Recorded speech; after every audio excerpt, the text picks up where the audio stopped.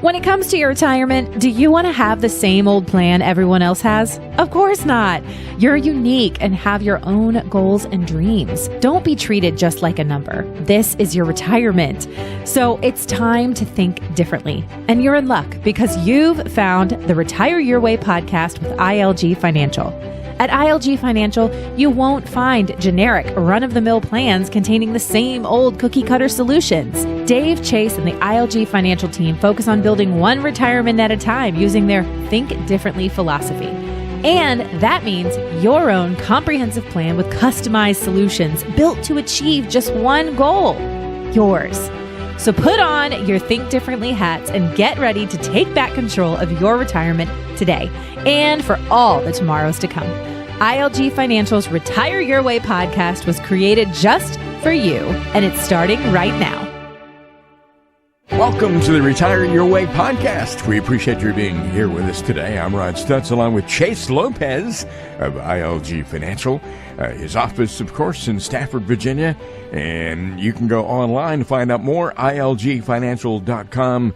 By the way, Chase, it's great to be with you. How you doing, my friend? Oh, great to be with you, Ron. Glad to be back on the podcast with you to talk about some new topics today. Yeah, we have some really good stuff to talk about today, and I can't wait to get to those. But first, let me put your phone number out there for folks who might like to give you a call and arrange to have a conversation about their own individual situation. 540-720-5656. That is 540-720-5656. Once again, this is the Retire Your Way podcast. As everybody has probably heard on the news or read online or in your newspaper, the Secure Act 2.0 is now law as of December 29th of 2022. There's a lot going on in this new piece of legislature, and this is especially true for those in or near retirement. Today, Chase Lopez is here to discuss one aspect of this new law, changes to Roth accounts. So let's go ahead and jump right in. What kind of changes are we seeing in the Secure Act 2.0 to Roth accounts, you may be asking? Chase, today we're going to discuss 5 big changes to Roth accounts as of the passing of the Secure Act 2.0. If you don't remember what a Roth account is, Chase, why don't you give us a brief synopsis of Roth accounts, and then we'll all be on the same page. Yeah, perfect. So the Roth 401k or the Roth IRA, right, is really just a retirement savings tool similar to the traditional IRA or the traditional 401k that a lot of people are familiar with. Now, the difference between a traditional 401k or a traditional IRA and a Roth account is that with a traditional account, you get the tax deduction up front, so you don't pay any taxes on that money going in. But once you eventually take that money out, that's when the taxes are due. Mm-hmm. Now, with folks entering retirement, right, and it was about 30 or 40 years ago they put in place the Roth account. The government said, well, if you want to pay the taxes up front, you're certainly welcome to. So if you pay the taxes up front, you put the money into a Roth account. Now that money is going to grow tax-free until you eventually take it out. And when you take it out, it'll be taken out tax-free as well. So it won't be added to your tax rolls once you enter retirement. Yeah, that's a really good thing, that's for sure. We're talking about Roth here, and there is a big change with the Secure Act 2.0 to the 529 plans for Roth IRA rollovers. Explain what that's all about, if you would. Yeah, so briefly, what a 529 account is, really it's just a college saving plan for folks. So folks can put money in and they get a tax deduction, right? And they put it in for their children, typically. And when their children take it out down the line to pay for what they call qualified educational expenses, so that's, college tuition, room and board, books, things of that nature. When they take the money out, it comes out tax-free as well. So you get really a double tax deduction on that 529 account. Now, there's a couple of caveats, right? If you don't end up using it for what they call qualified educational expenses, then they levy a penalty against you, which can make it a little bit, a little bit difficult to use, right? And the reason is it has to be very specifically used for these qualified expenses. So what this Secure Act 2.0 says is the government basically acknowledges that not everyone's going to go to college, right? Some people may go into a trade, or, you may get a scholarship, right? So you don't even need this 529 account funds. So what it kind of created was these people were boxed into these 529 accounts. Well, with this new Secure Act 2.0, what they're allowing is if you don't use that money for qualified educational expenses, the government is allowing you to roll that money from the 529 into a Roth IRA for whoever the beneficiary was. So if it was your children, they could put that into a Roth IRA that could grow all the way up until they turn 59 and a half.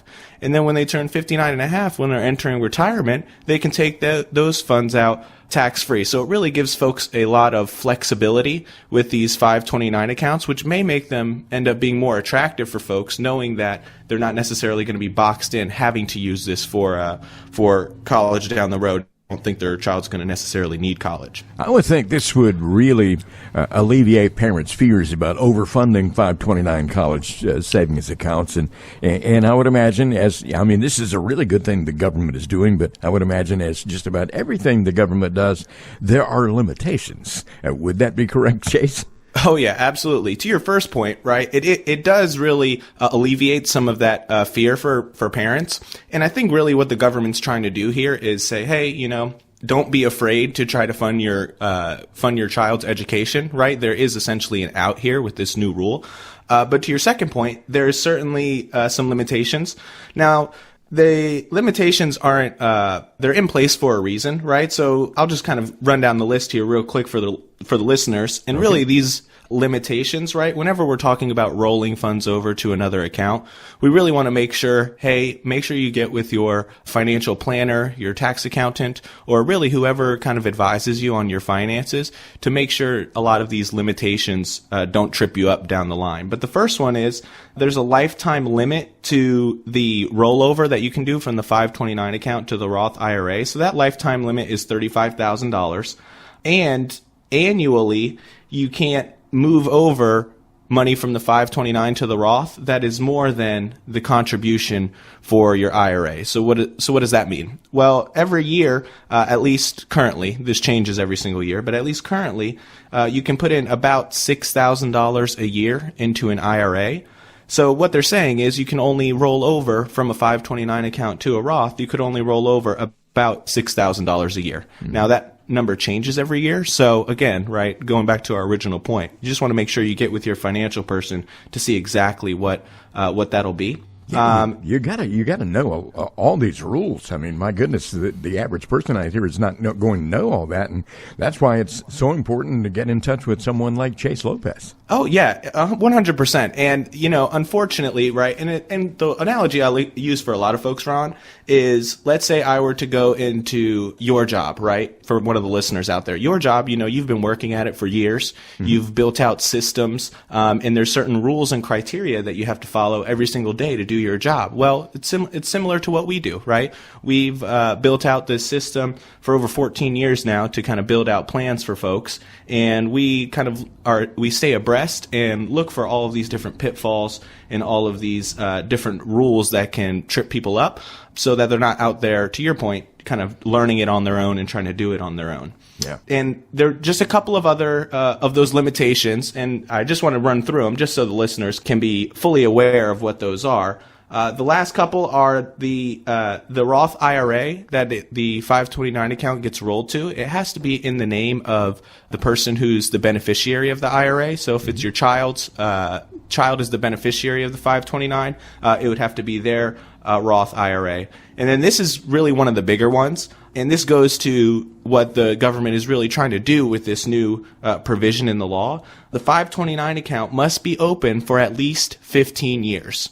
So what they really want to avoid is folks just opening a 529 and shuffling money from the 529 to the Roth IRA every year. Remember, the 529 is still built as a college savings account. So they say, hey, the account has to be open for at least 15 years. In their eyes, they say that's enough time to warrant the beneficiary possibly going to college and then possibly not. Right. So it has to be open for 15 years.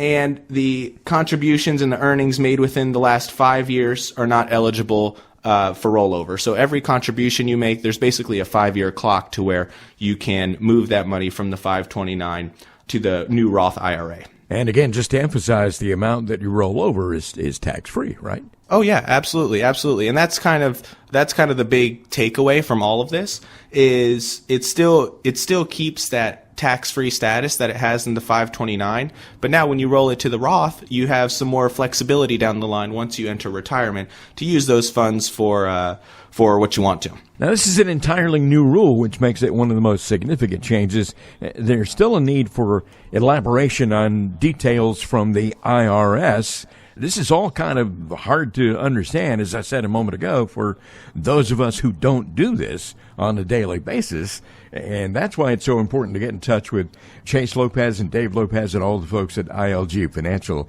to explain it all to you, and also so you can keep abreast and make sure you don't do anything illegal, make sure that everything is on the up and up. 540-720-5656 is your number to call, 540-720-5656. Now, the ability to do a 529 plan to Roth IRA rollovers goes into effect next year, right? At the beginning of 2024. Yep, that's correct. So it goes into effect in January of 2024. And going to your last point there, Ron, there is, with any new rule like this, with tax changes, there always is subsequent elaboration by the IRS as far as what they mean by certain laws and things like that. So you want to keep in touch with your whoever your financial person is, to make sure that they're keeping up to date with all of these new guidelines from the IRS, because even though the law reads a certain way today, that may make it just a little bit different as you come forward with the new law. Yeah. Okay, one other thing I wanted to ask about here, this is another change. No RMDs in Roth 401k plans. I mean, explain that if you would. Yeah, so the RMD, what that stands for is required minimum distribution. And all that means is the government is requiring you to take money out of your retirement account. Mm-hmm. Now, prior to the Secure Act that was just passed here in December of 2022, specifically on Roth 401ks, not Roth IRAs, but Roth 401ks, you had to take required minimum distributions. Well, starting in 2024, the mandatory distributions from the Roth 401k does not apply anymore. So you don't have to take money out of that Roth 401k account, which is a good deal for a lot of folks, especially if they don't necessarily need the money once those distributions are required. Yeah. They can continue to allow those funds to grow tax free until they eventually need it. Well, I see that as another good thing, but this doesn't necessarily apply to the beneficiary, does it? That's correct. So that's why with a lot of folks, now, of course, this is not a blanket statement, right? Going back to what we were talking about before, you definitely want to get with your financial person to build out a specific plan for your needs. But a lot of times what folks will do is just roll their Roth 401k to a Roth IRA. And what that'll do is alleviate those required minimum distribution requirements for the beneficiaries. Mm-hmm. There are pros and cons to leaving money in an employer plan versus rolling it over, and I would imagine that some people might want to bypass the RMDs on Roth 401ks. Wouldn't that be an advantage for some people? Yeah, absolutely. So, again, right, this goes back to every single person's plan is a little bit unique to them. So whenever you're rolling money from 401ks to IRAs, or going back to our previous discussion, talking about moving money from 529 accounts to these Roth IRAs, you always want to make sure that you're getting with your financial professional prior to making any of those moves, so they can give you all of the consequences of that transaction. We're talking with Chase Lopez on today's edition of the Retire Your Way podcast. I'm Ron Stutz, and there's another change involved with the Secure Act 2.0, and that is that catch-up contributions are required to be Roth. Is this something that is totally new, and what should folks know about that? It is new. And really, the catch-up contribution is really just a caveat inside of the rule for making a contribution to a Roth 401k, a traditional 401k, or any retirement account. And it says that people over the age of 50 can contribute an additional amount as to the folks who contribute below the age of 50. So the reason why the government allows you to contribute more after the age of 50 is because they realize, hey, these folks want to start saving a little bit more for retirement, so they allow them to make additional contributions above what someone under 50 would be able to do. Now, with this new Secure Act, what they're saying is, hey, the catch-up contributions that you're making, they have to go into a Roth, right? Mm-hmm. So you can't make the catch-up contribution, that additional contribution, into a traditional account. So it makes people put the money into these, pay the taxes now, right, on that catch-up contribution, and it allows folks for that to grow tax-free, down the line. We can just say it encourages them to do that. Sure. Yeah, that's a good word. Yes, exactly. Are there any exceptions for people who earn less money? Yeah. So the new rule does offer an exception, and that's for workers who earn less than $145,000. Now that's what they call indexed to inflation. So that number will, as inflation goes up, that number will go up. But if they earned less than $145,000 the previous year from the same employer, there's an exception written in there. Now, again, and I know I sound like a broken record, Ron, but we just want to make sure that all of the listeners are aware out there that, whenever they're making investment decisions like this, specifically when it comes to taxes, right? Nobody wants to get on the IRS's bad side, as they would say, right? I don't think so. Definitely want to take advantage of your financial professional and make sure that they're aware of all of these new laws that have really just come in the last 2 months or so. With so many people changing jobs out there these days, I'm concerned about, folks knowing the legalities of, let's say that you're older than 50 and you change jobs in the middle of the year. How do you stay within the boundaries of what's right and what's wrong, in that situation? Yeah.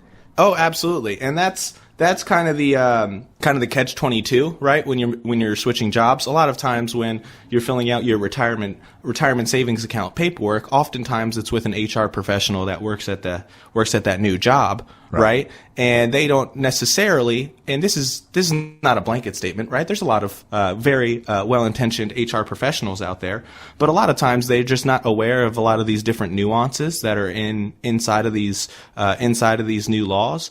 So what we tell a lot of our clients is whenever you're switching jobs and they have a retirement packet or a retirement savings packet that they are offering you, just bring it into our office and we'll have a candid conversation. We'll sit down and say, hey, here's the advantages of doing it this way. Here's the disadvantages of doing it this way.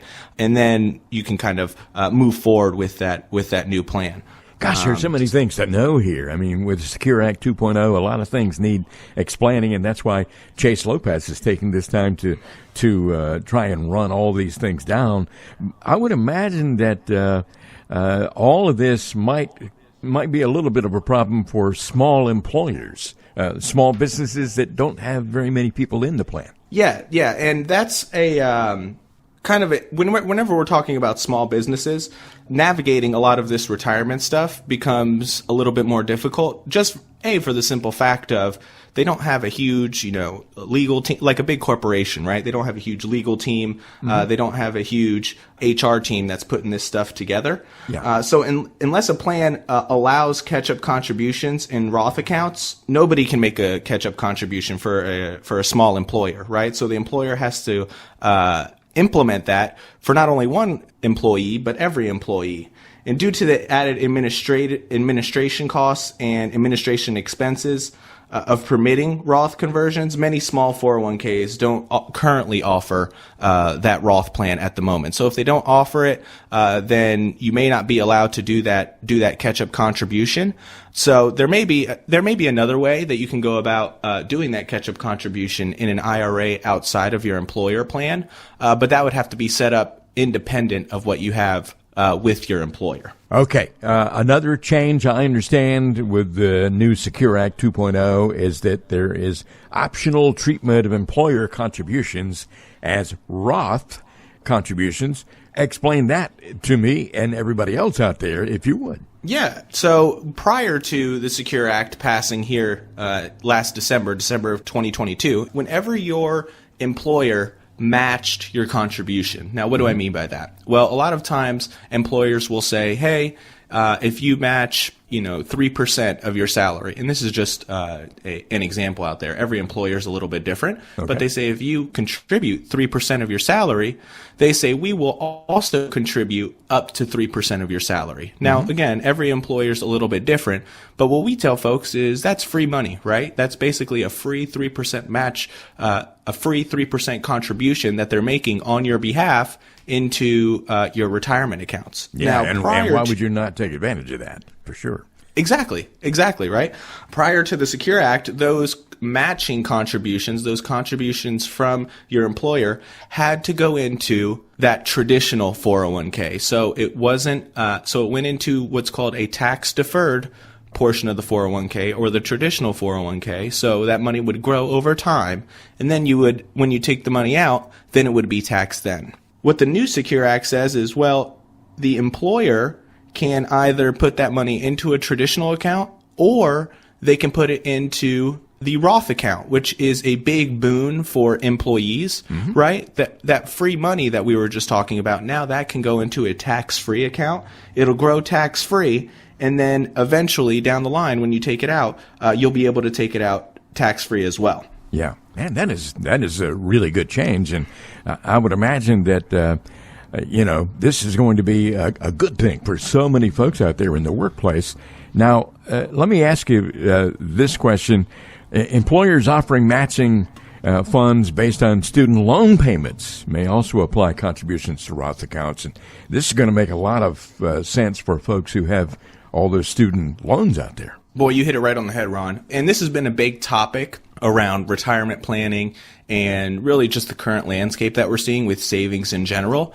So with college tuition becoming more and more expensive, students who went to college, they've had to incur a lot more debt to pay for that. We've all seen the news articles about, people with a lot of student loan debt not being able to get out from under it. Yep. So what this new provision inside of the law says is if you make student loan payments, your employer can match that amount up to a point to whatever their matching standards are. They can match that amount and contribute that into a Roth account. So even though you're not technically putting money away for retirement, you're paying off your student loans instead, you're still able to take advantage of that employer contribution so that you can, create a retirement account and create and start saving for retirement, even though you are not directly contributing to, for example, your company's 401k or anything like that. So it's a big boon for people that have a lot of student loan debt that haven't been able to start saving for retirement because they are paying off that debt. Well, now they're going to be able to start to build those retirement accounts towards retirement simply by paying off those student loans. So those employer funds that are treated as Roth will be vested. Am I correct? 100% vested? That's exactly right. So you don't have to necessarily have the money sit inside of the Roth IRA, and what vested means basically is available, right? So as soon as it goes into the Roth IRA, it will become available to that employee. Now, of course, with any retirement account, if you take money out prior to being age 59 and a half, then you would incur a penalty there by the federal government. But so long as you're over the age of 59 and a half, now those retirement funds will be completely, available to the customer, right, to the employee.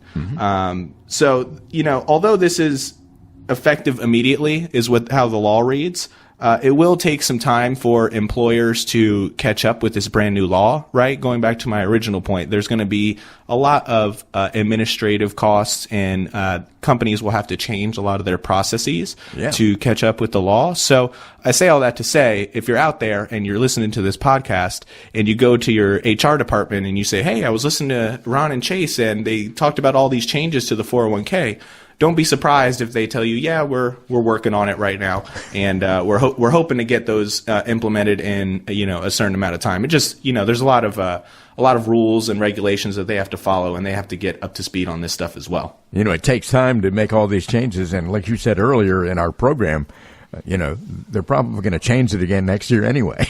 Exactly.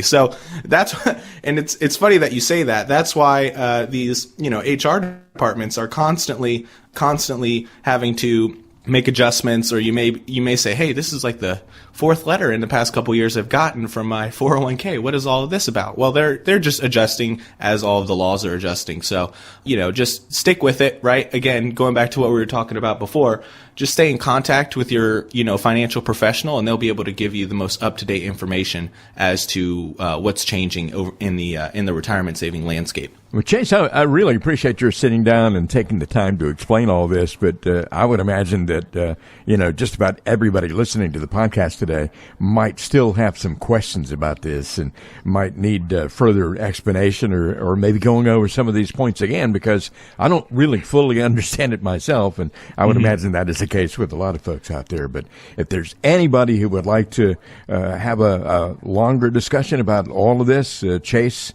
Lopez, Dave Lopez would be glad to sit down and talk to you about it. And anything else that we should know at this time about the Secure Act 2.0 before we go? Yeah, so there's just one last small little change in reference to the Roth accounts that the Secure Act implemented, and it's that simple IRAs and SEP IRAs, SEP IRAs, they can now accept Roth contributions. Prior to this Secure Act passing, the simple IRAs and the SEP IRAs could only do traditional funds. Well, now they can offer the, as of 2023, as the law states, they can now accept Roth contributions.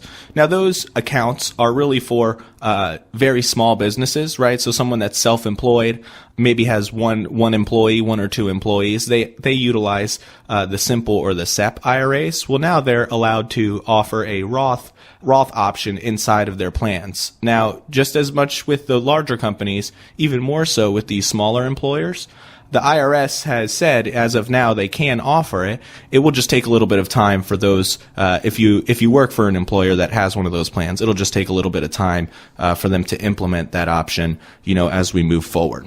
My goodness. Well, it continues to be absolutely essential that you adapt and, more importantly, act on all of these changes to tax law before you're left with no options and a whole new set of rules. Make sure you get with your financial professional to discuss how all of the changes to the Secure Act 2.0 directly affects your current plan and how you may need to pivot to have the retirement that you want to have. And Chase, again, thank you so much for spending a little time explaining all this. It's complicated for those of us who are laymen, and we appreciate your sitting down to talk about it. Oh, Ron, thank you. I always look forward to our discussions every couple of weeks whenever we get to sit down and talk about some new topics. So thank you. If you'd like to talk about this with Chase Lopez or perhaps Dave Lopez, call this number, 540-720-5656. That is 540-720-5656. Income, legacy, growth, it's all right here at ILG Financial, and it's all about helping you plan for retirement your way so you can achieve your financial goals. Call ILG Financial at 540-720-5656, or you can go online to ilgfinancial.com to learn more. This has been the Retire Your Way podcast with Chase Lopez. Thank you so much for listening.